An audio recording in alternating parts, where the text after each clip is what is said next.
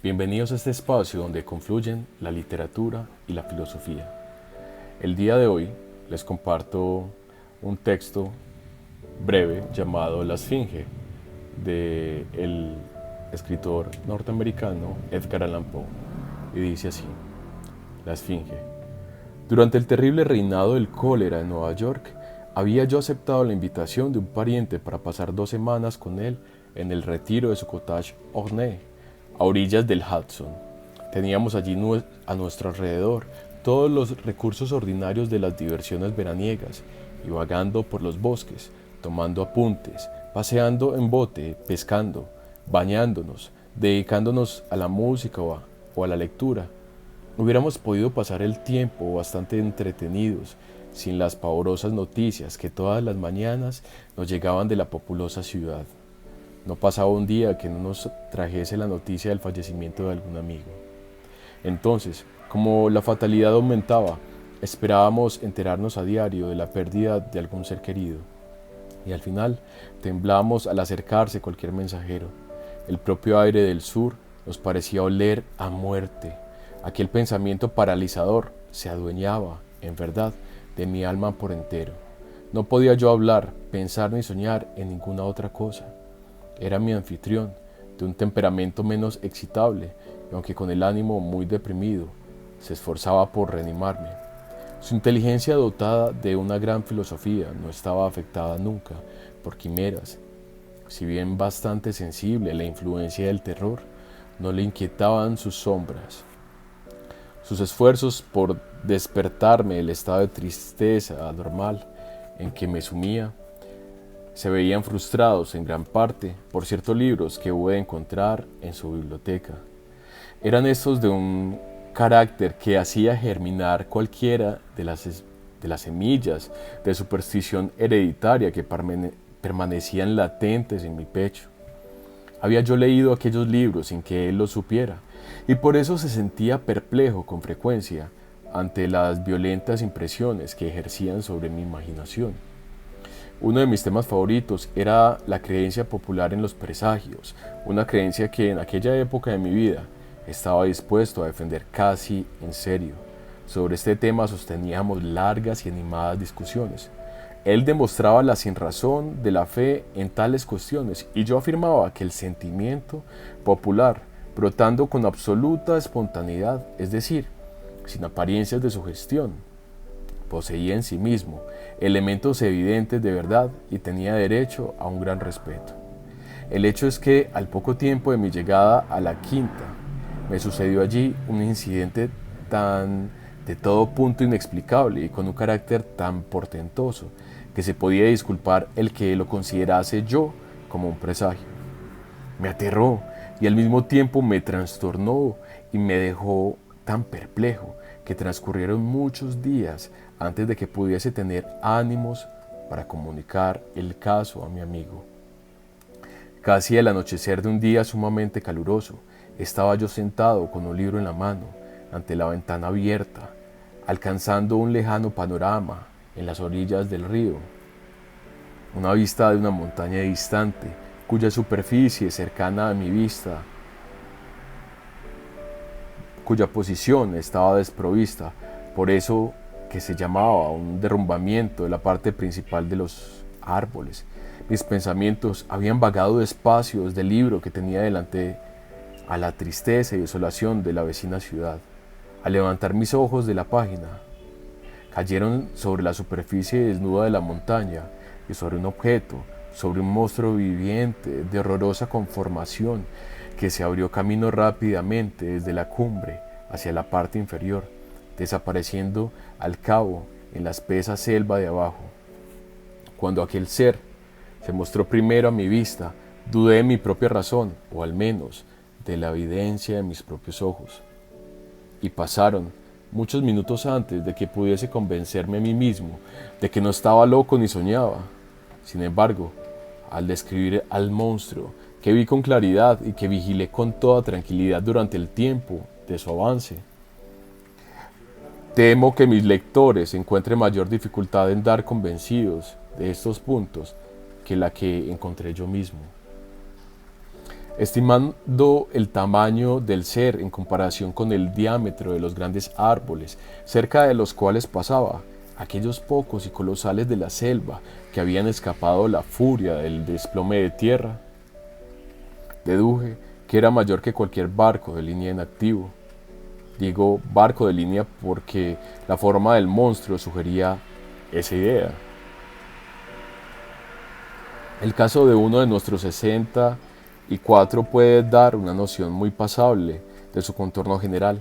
Estaba la boca del animal al extremo de una trompa de unos 60 o 70 pies de largo, con el grosor de la que un elefante ordinario sería descrito.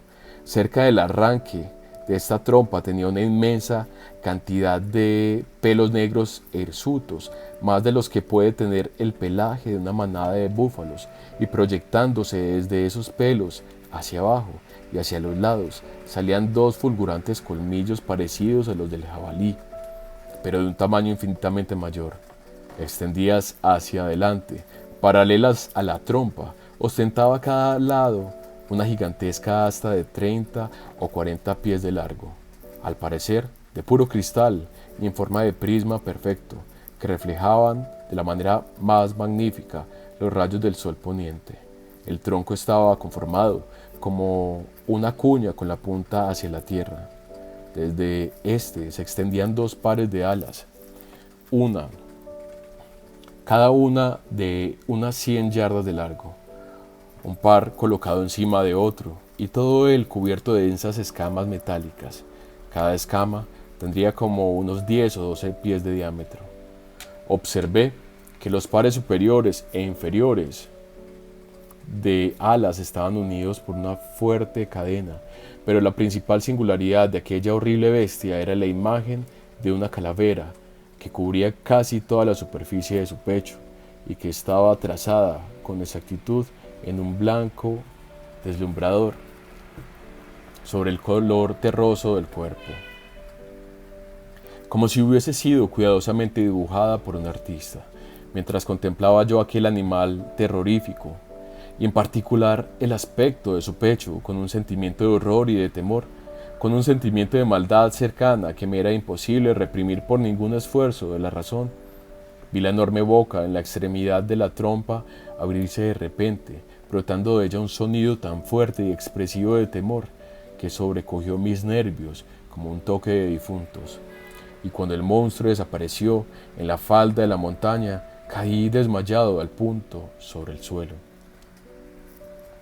Al volver en mí, mi primer impulso naturalmente fue comunicar a mi amigo lo que acababa de ver y de oír, pero no podría explicar qué sentimiento de repugnancia me impidió hacerlo a la postre.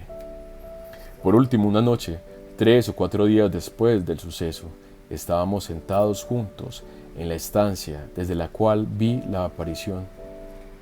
Ocupaba yo el mismo sitio ante la misma ventana y él estaba tendido sobre un sofá cerca de mí. La asociación de lugar y de tiempo me impulsó a darle cuenta del fenómeno. Me escuchó hasta el final. Al principio se reía de buena gana y luego adoptó un gesto serio con exceso, como si mi locura estuviese fuera de toda sospecha. En aquel momento tuve de nuevo una clara visión del monstruo, el cual, con un estremecimiento de terror absoluto, señalé entonces a su atención. Miró él ávidamente, sosteniendo que no se veía nada, aunque señalara yo con toda minuciosidad la carrera del animal mientras se abría camino, bajando por la superficie pelada de la montaña. Me sentía ahora harto alarmado, pues consideraba aquella visión como un presagio de mi muerte, o peor aún, como el síntoma precursor de un ataque de locura. Me eché vivamente hacia atrás en mi silla, y durante unos minutos escondí la cara entre las manos. Cuando descubrí mis ojos, no era ya visible la aparición. Mi anfitrión, no obstante, recobró hasta cierto punto la tranquilidad de conducta y me interrogó muy minuciosamente respecto a la conformación de aquel ser imaginario.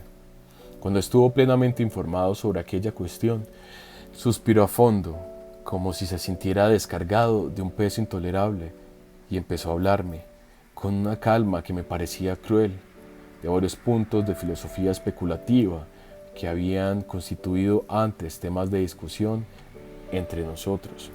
Recuerdo que insistió con mucho empeño, entre otras cosas, en la idea de que la causa principal del error en todas las investigaciones humanas está en el riesgo que corre la inteligencia, rebajando o atribuyendo un valor excesivo a la importancia de un objeto por una simple medición errónea de su proximidad. Para evaluar correctamente, por ejemplo, dijo, la influencia ejercida sobre la humanidad a lo largo del tiempo por la consumada discusión de la democracia no dejará de representar un dato la distancia de la época en que tal discusión pudo efectuarse.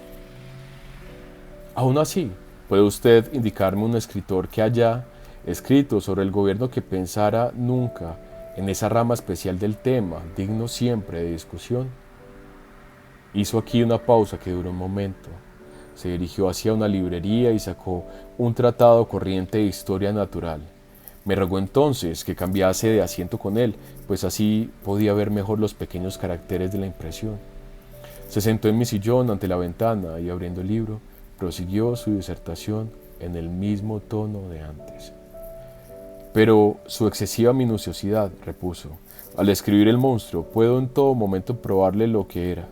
En primer lugar, permítame leerle una descripción para chicos de escuela del género de Sphinx, de la familia Crepuscularia, del orden Lepidoptera y de la clase Insecta o insectos. La descripción dice así: 4 alas membranosas cubiertas de pequeñas escamas coloreadas, de aspecto metálico, boca formando una trompa enrollada, debida a una prolongación de la quijada, sobre cuyos lados se encuentran rudimentos de palpos vellosos. Las alas inferiores están adheridas a las superiores por unos pelos tiesos, antenas en forma de porra prolongada, prismática, abdomen puntiagudo. La esfinge de calavera causa un gran terror entre el vulgo y al mismo tiempo el tono triste de lamento que profiere y esa imagen de la muerte que muestra sobre su coselete. Cerró el libro, recostando sobre el sillón en la misma postura que tenía yo en el momento de contemplar al monstruo.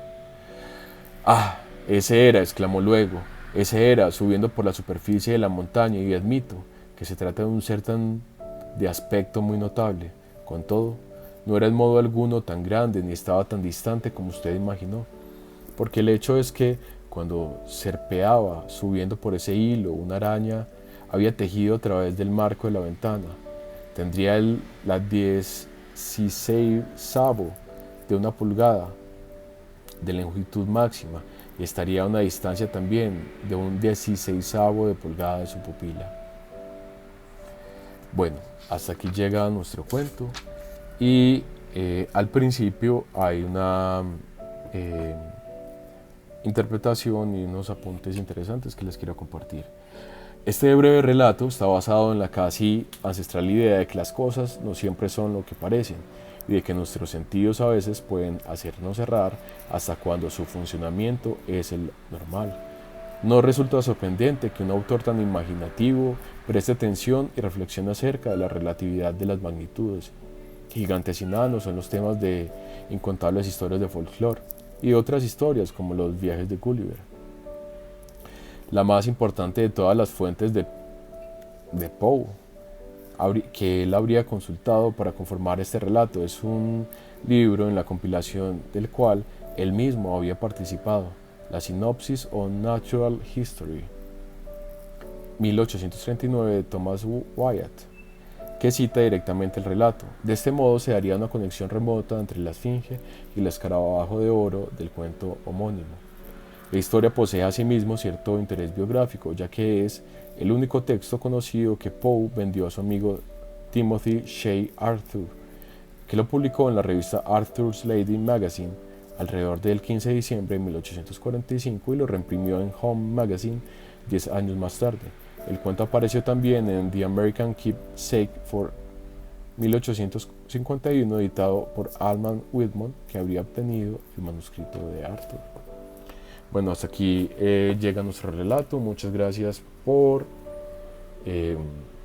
escuchar y por estar atentos a los videos. Chao, que estén bien.